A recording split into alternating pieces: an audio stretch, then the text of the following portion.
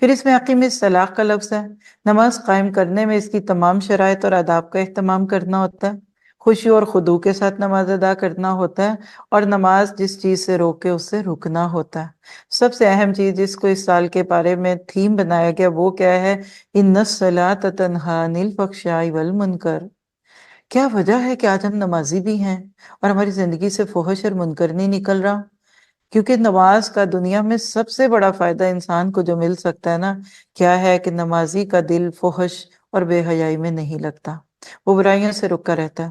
آج سوال کیجئے، کیا ہماری نمازیں ہمیں فحش سے روکتی ہیں، برے کاموں سے روکتی ہیں؟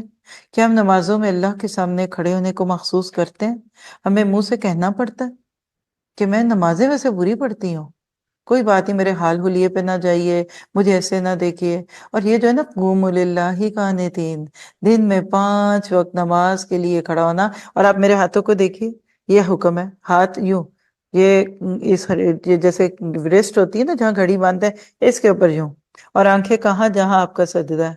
میں آپ کو کیا لگ رہی ہوں اس وقت؟ کتنا انسان دبا ہوا ہے، میں کہتی اللہ کو کتنا پیار آتا ہوگا ایک عدالت میں کھڑا ہوا، کٹہرے میں کھڑا ہوا ایک مجرم۔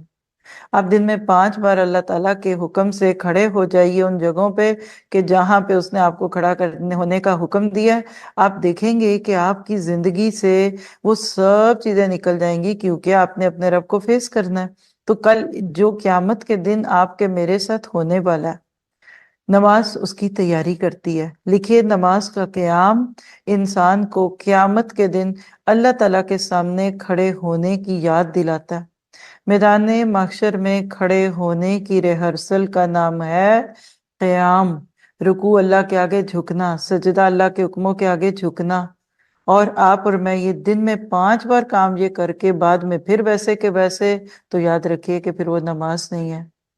نماز کو قائم کرنے میں اس کے قیام، اس کے رکوع، اس کے سجود، اس کے وضو کا خیال رکھنا۔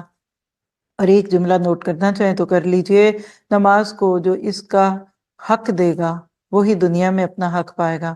آج امت مسلمہ جس دوراہے پہ کھڑی ہے، آج وہ لوگ جو وہاں سینہ سپر ہو کے کھڑے ہیں، کون سا ہتھیار ہے ان کے پاس؟ وَاسْتَعِينُوا بِالصَّبْرِ وَالصَّلَاةِ۔ اہل غزہ نمازی ہیں، اہل غزہ توحید ان کے سینوں میں بھری ہے، اس پہ ہمارا ایمان ہے۔ یہ جتنے مہینوں سے یہ جنگ چل رہی ہے اور وہ ابھی مستقل کھڑے ہیں، وہ قوموا للہ قانتین کی پریکٹس ہے۔ آج سے آپ اپنی نماز کے دوران اپنے آپ کو اس چیز کے اندر محسوس کیجئے گا۔